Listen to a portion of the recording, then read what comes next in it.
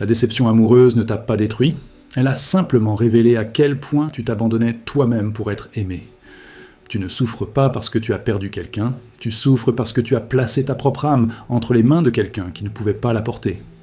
Comment faire face à la déception amoureuse lorsque tu te réveilles avec la poitrine serrée, lorsque le silence pèse plus lourd que n'importe quelle parole, et que tu as le sentiment d'avoir tout donné, et malgré cela, d'avoir été laissé en arrière?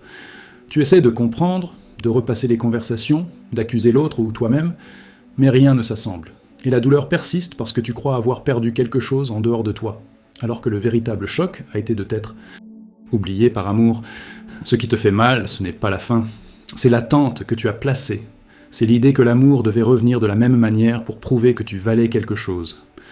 Rumi touche ce point sensible sans l'adoucir.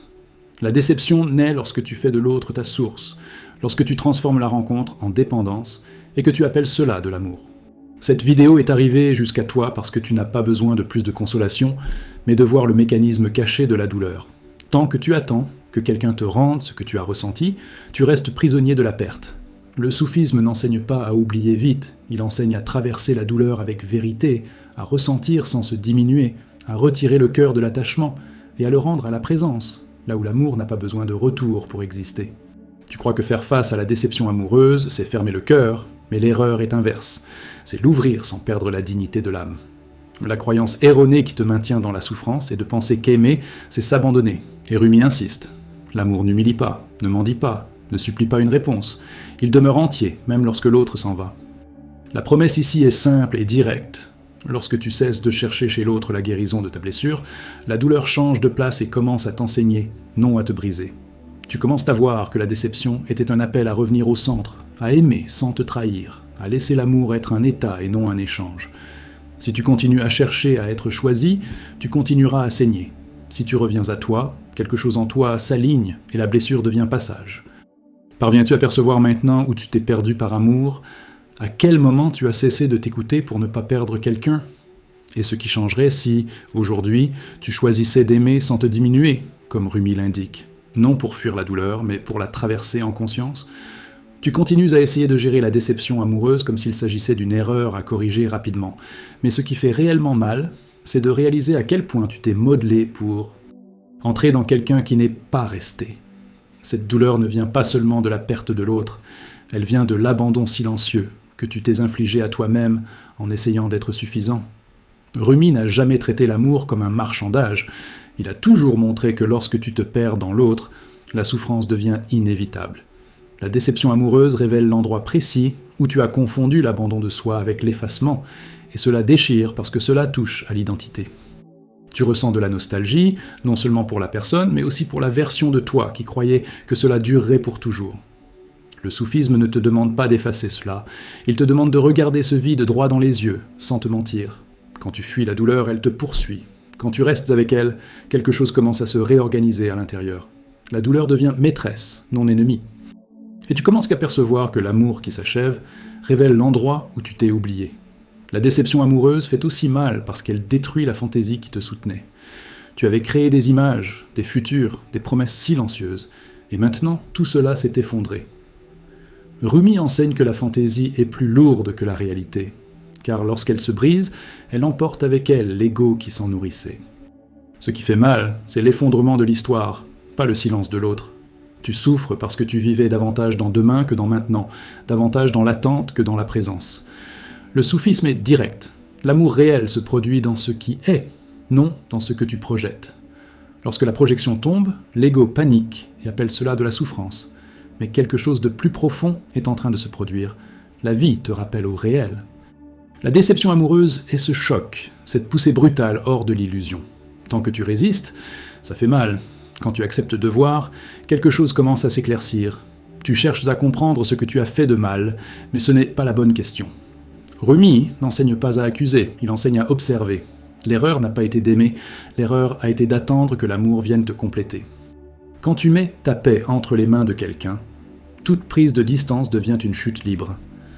La déception amoureuse révèle ce déséquilibre caché.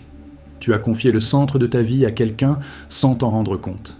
Maintenant, sans cette référence extérieure, tout paraît vide. Mais le soufisme indique que ce vide n'est pas un manque, c'est un espace. C'est le lieu où quelque chose de plus vrai peut naître. Tant que tu t'acharnes à remplir ce vide avec des souvenirs, des messages, des espoirs, il continue de faire mal. Quand tu t'arrêtes et que tu ressens, sans chercher à résoudre, il commence à se transformer. L'autorité de cette démarche est précisément là. Ne pas romantiser la douleur, mais la traverser avec lucidité. Rumi n'a jamais enseigné à se noyer dans la souffrance, mais il n'a jamais enseigné non plus à la fuir.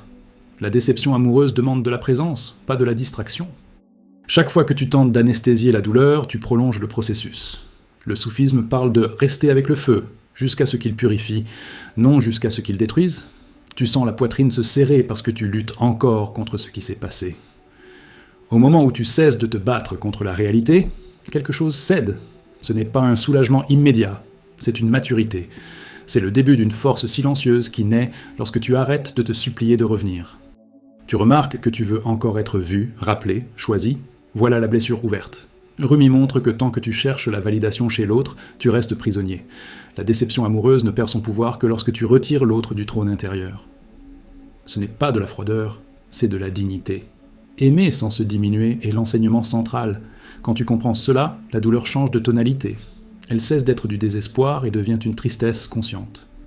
Et une tristesse consciente ne te brise pas, elle t'approfondit.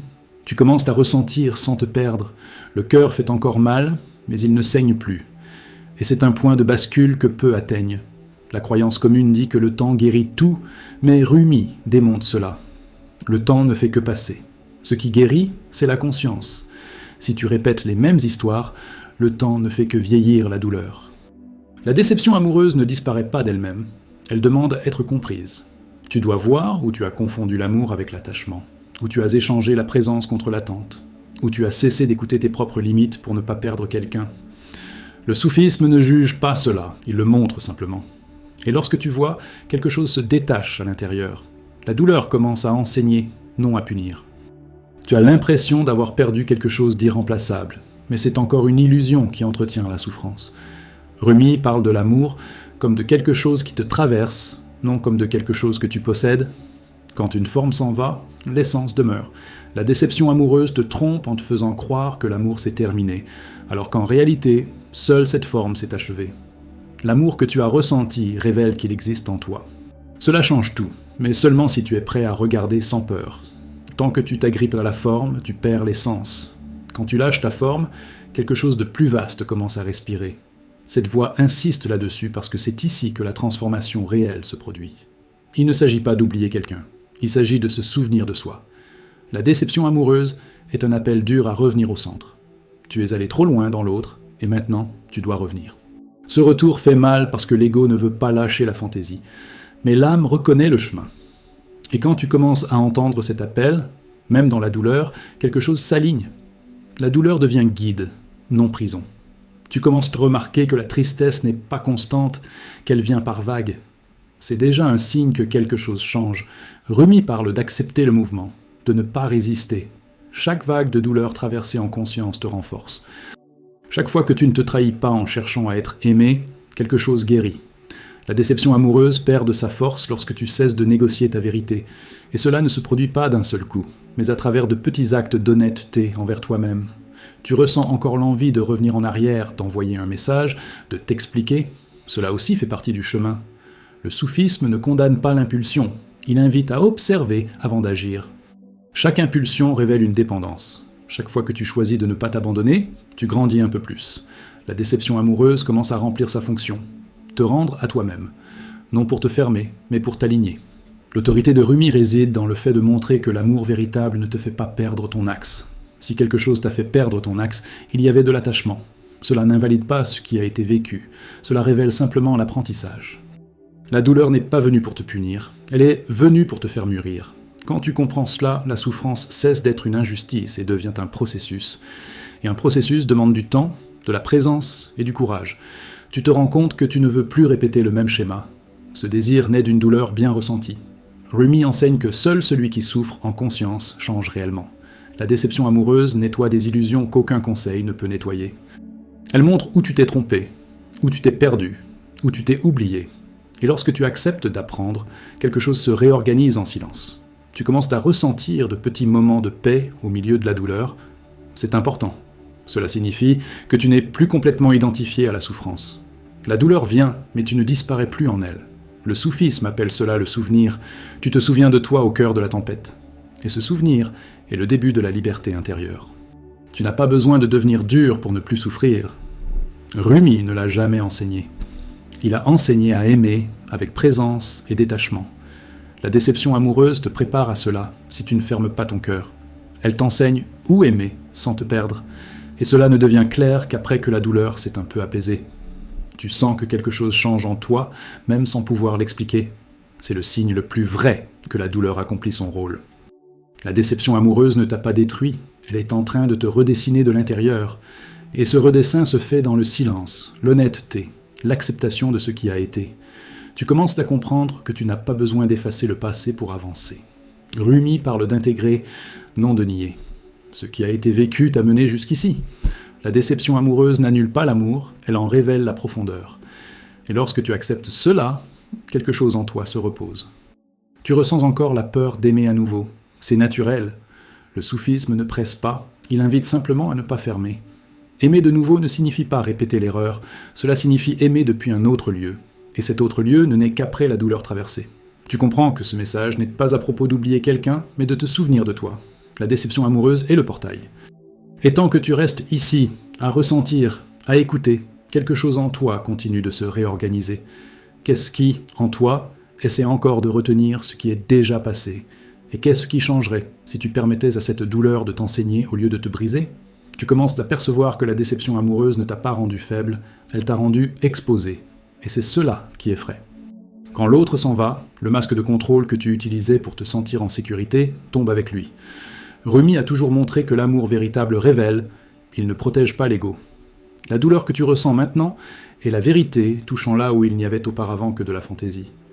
Tu n'as pas seulement perdu quelqu'un, tu as perdu l'illusion de pouvoir t'appuyer à l'extérieur sans conséquence, et cela fait mal parce que cela t'oblige à ressentir sans béquille.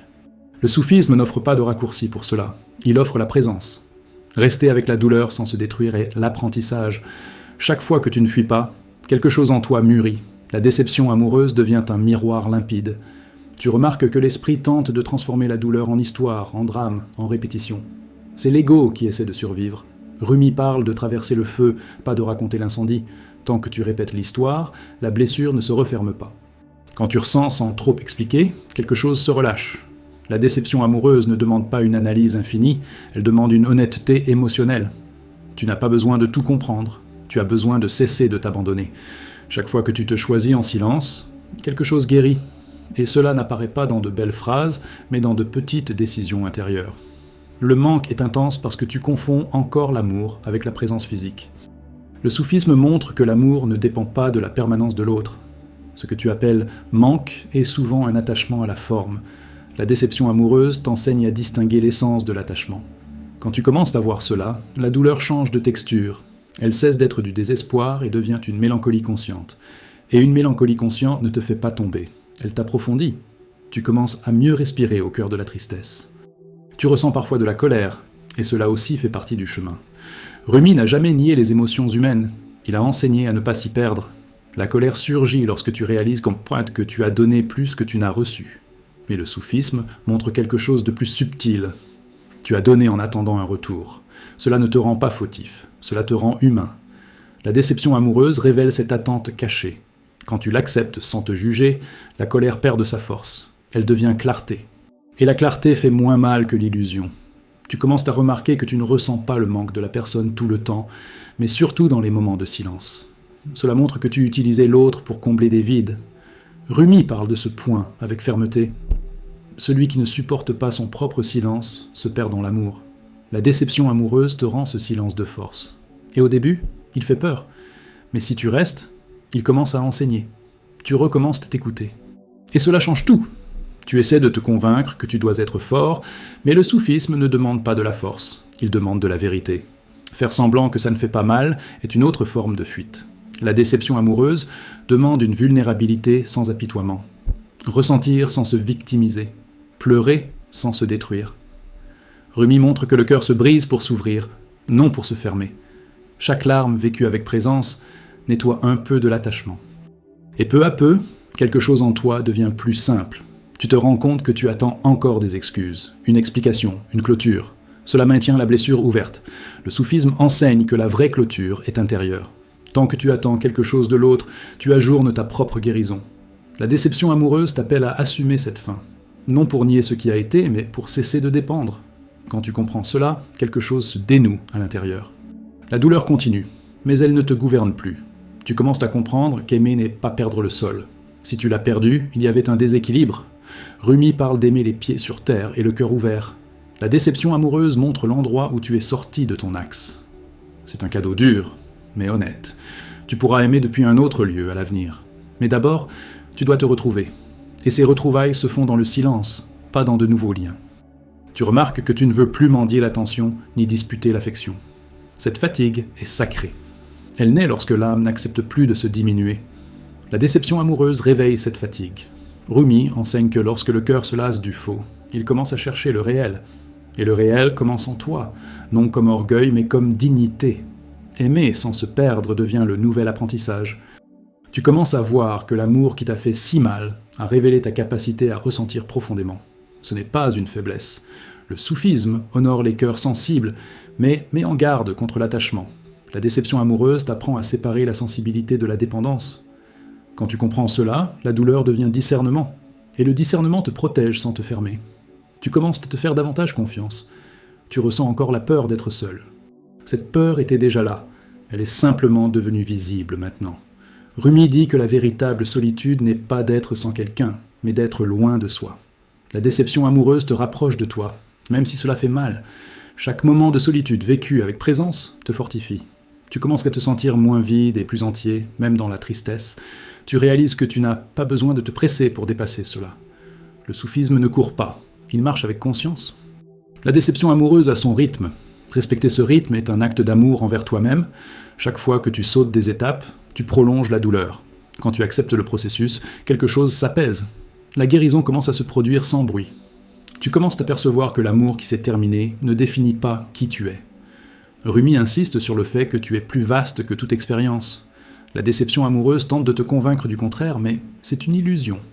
Quand tu te souviens de cela, même par instant, la douleur perd son emprise. Tu ne te réduis pas à ce que tu as perdu, tu continues.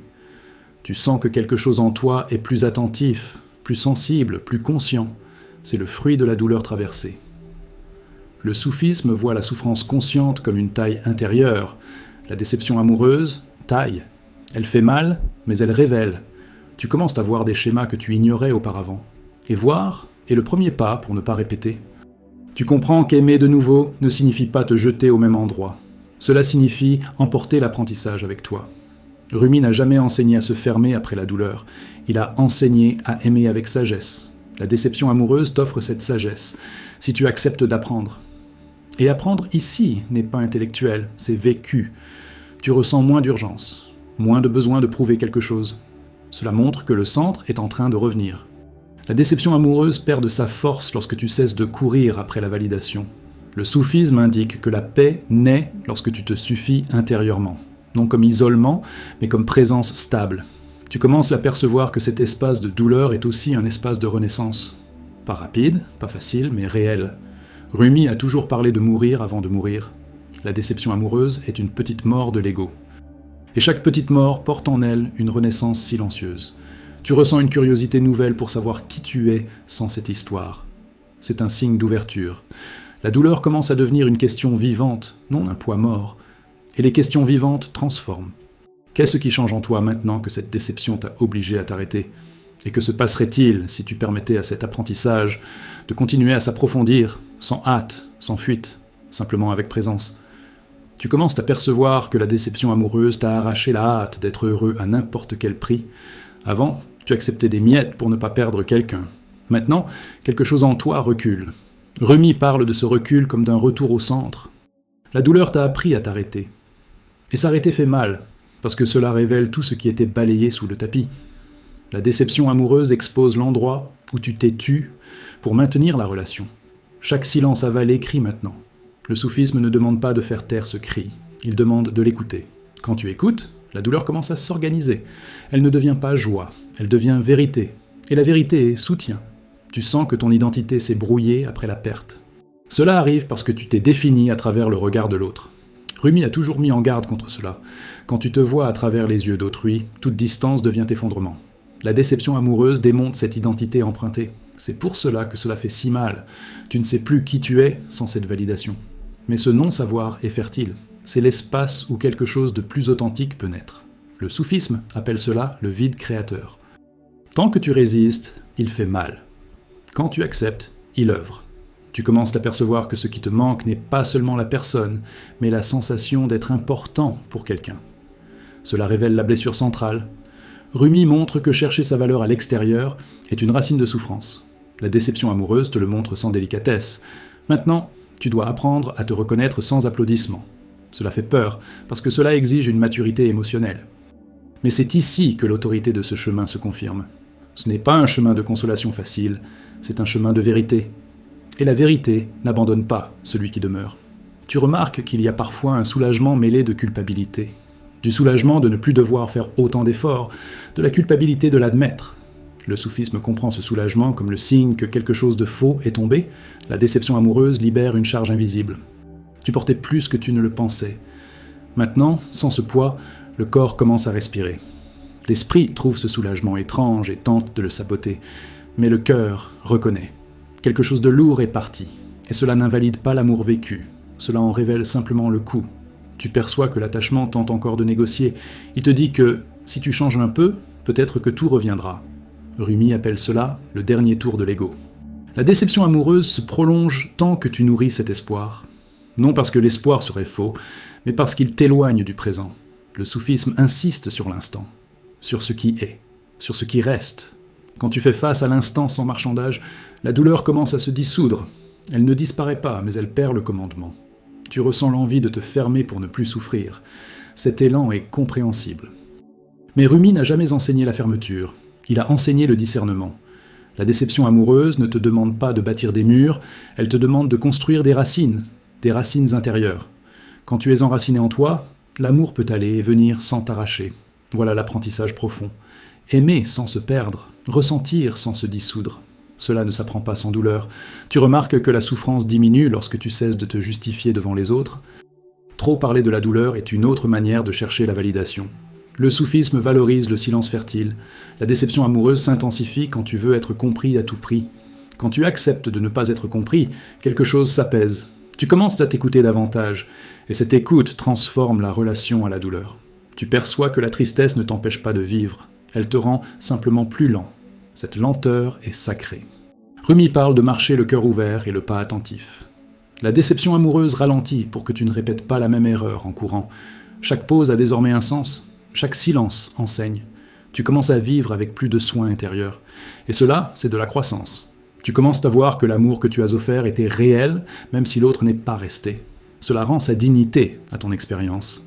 La déception amoureuse n'efface pas ce qui était vrai en toi. Au contraire, elle le révèle. Le soufisme honore le cœur qui aime, mais met en garde contre l'attachement. Maintenant, tu peux honorer ton amour sans t'y emprisonner. Cela change la tonalité de la douleur. Elle devient moins amère, plus consciente. Tu sens qu'il y a en toi quelque chose de plus ferme, même blessé. Cette solidité naît de la vérité acceptée. Rumi dit que le cœur se renforce lorsqu'il cesse de se mentir. La déception amoureuse t'a forcé à cesser de mentir. Cela fait mal, mais cela fortifie. Tu commences à faire davantage confiance à ce que tu ressens, et moins à ce que tu imagines. Tu remarques que tu ne veux plus te perdre dans des promesses vagues. Tu veux une présence réelle. Ce désir naît d'une douleur bien traversée. Le soufisme ne promet pas des relations parfaites, il promet la lucidité. La déception amoureuse aiguise cette lucidité. Maintenant, tu vois des signes que tu ignorais auparavant. Et voir, c'est une protection. Non une protection contre aimer, mais contre t'abandonner. Tu commences à percevoir que la souffrance n'est pas constante. Elle va et vient. Cela montre que tu n'es pas la douleur. Rumi insiste sur cela. Tu n'es pas l'état qui passe. Quand tu comprends cela, même au cœur de la tristesse, quelque chose se détache. La douleur perd son identité. Tu continues. Tu sens qu'en toi, quelque chose refuse de revenir au même lieu intérieur. C'est le point de non-retour. La déception amoureuse a changé ta perception. Tu ne peux plus faire semblant de ne pas voir. Et cela est libérateur. Le soufisme appelle cela un petit éveil, mais réel. Un éveil du cœur. Tu comprends qu'aimer n'est ni sauver, ni être sauvé. c'est marcher ensemble tant qu'il y a de la vérité. La déception amoureuse t'a enseigné cela de la manière la plus dure. Maintenant, tu peux aimer avec moins de fantaisie et plus de présence. Cela ne rend pas l'amour plus petit, cela le rend plus réel. Tu commences à ressentir du respect pour toi-même, discret, silencieux, mais ferme. Ce respect naît lorsque tu cesses de supplier intérieurement. Rumi dit que l'amour de soi n'est pas de l'ego, c'est de l'alignement. La déception amoureuse t'a poussé vers cet alignement, même sans que tu le veuilles. Tu perçois que tu n'as pas besoin d'effacer les souvenirs pour avancer.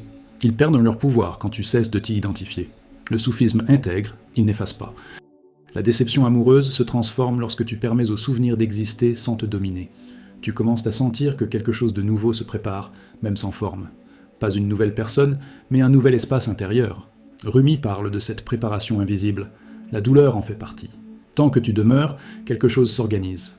Tu sens que ce chemin n'est pas rapide, mais qu'il est vrai. L'autorité de cette voie est de ne pas promettre de raccourci.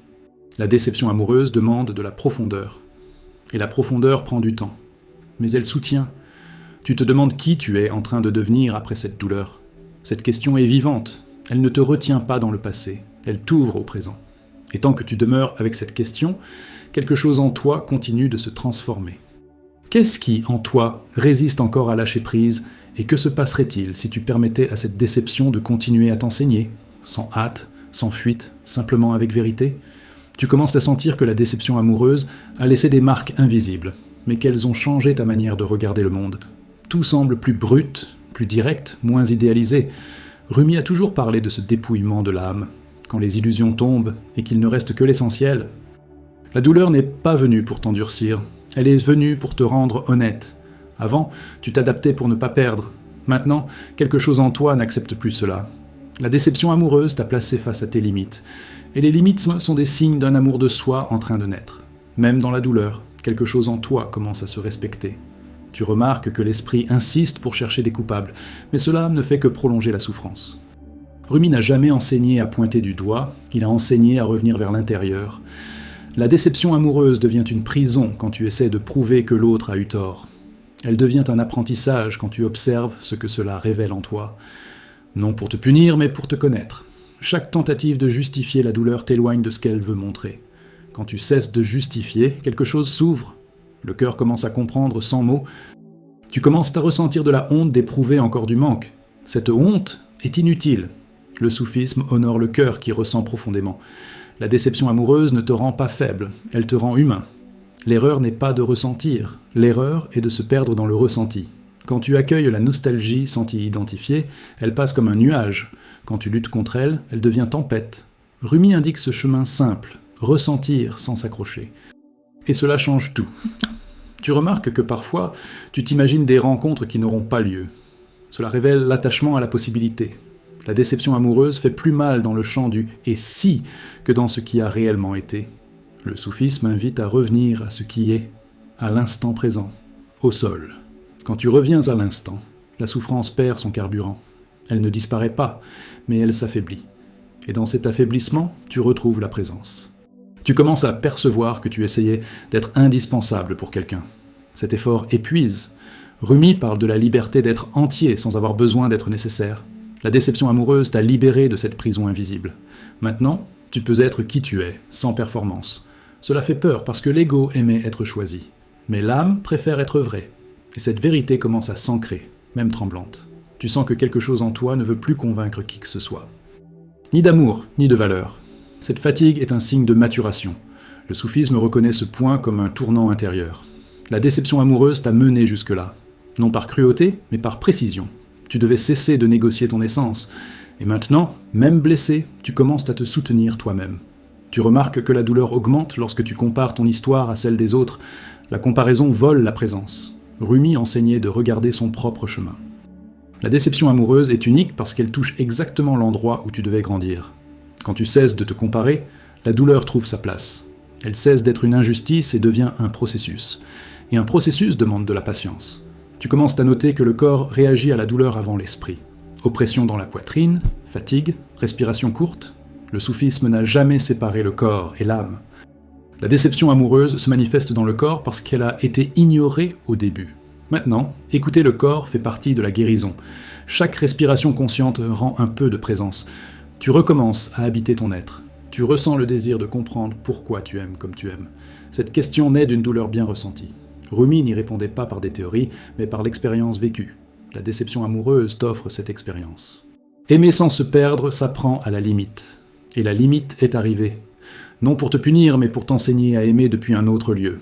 Tu perçois que tu ne veux plus de promesses vagues, tu veux de la cohérence. Ce désir naît de la blessure.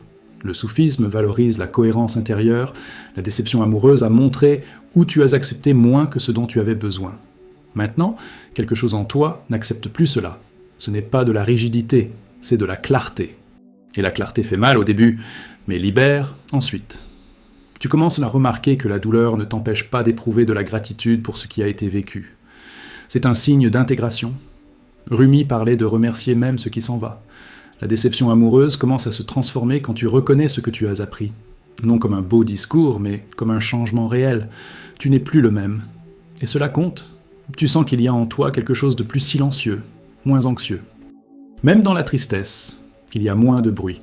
Le soufisme appelle cela une quiétude naissante. La déception amoureuse a brisé le vacarme intérieur. Maintenant, dans ce silence, tu commences à entendre quelque chose de plus profond. Pas des réponses toutes faites, mais une direction intérieure. Tu perçois que tu n'as plus besoin de te justifier pour légitimer ta douleur. Cela montre que tu te respectes.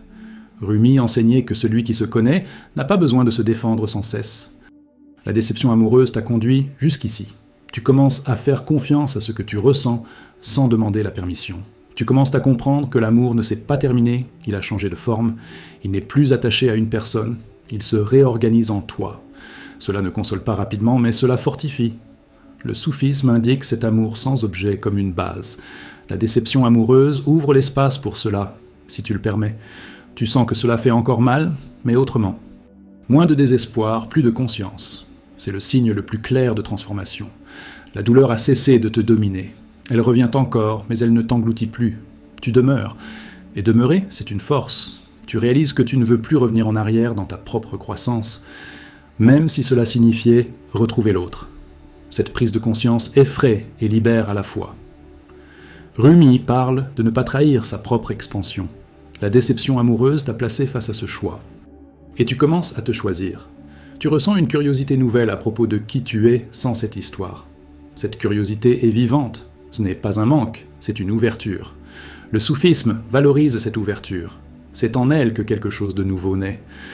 Non une promesse, mais un état plus vrai. Tu sens que quelque chose en toi s'aligne. Même sans pouvoir l'expliquer, cet alignement est silencieux. Il n'apparaît pas dans des phrases toutes faites. Il se manifeste dans des choix intérieurs. La déception amoureuse est en train d'accomplir son rôle. Tu perçois que ce chemin n'est pas confortable, mais qu'il est honnête. L'autorité de cette voie réside dans le fait de rester ici, sans promettre un soulagement rapide. La déception amoureuse demande de la vérité, et la vérité soutient. Tu commences à sentir que tu n'es plus aussi perdu que tu le pensais. Même sans réponse claire, il y a un sol. Et tant que tu restes sur ce sol, quelque chose continue de s'organiser en toi. Qu'est-ce qui, en toi, tente encore de fuir cette douleur ? Et que se passerait-il si tu restais encore un peu, à ressentir, à écouter, à permettre qu'elle te transforme sans hâte, sans masque, simplement avec vérité ? Si cette douleur t'a parlé directement, ce n'est pas un hasard. La déception amoureuse n'est pas venue pour te punir. Elle est venue pour t'éveiller à un amour plus vrai, plus digne et plus conscient. Si quelque chose en toi s'est reconnu dans ces mots, reste. Reviens à cette vidéo chaque fois que tu sentiras l'envie de t'abandonner pour quelqu'un. Si tu ressens le besoin de poursuivre cette traversée en profondeur, abonne-toi à la chaîne et reste proche. Ici, il n'y a ni raccourci, ni promesse vide, ni phrase toute faite.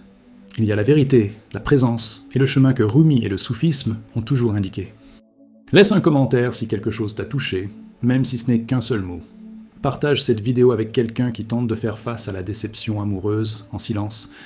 Et restez ici, parce que ce qui vient après cette douleur transforme complètement ta manière d'aimer, de te positionner et de vivre. Et la prochaine réflexion approfondit précisément cela.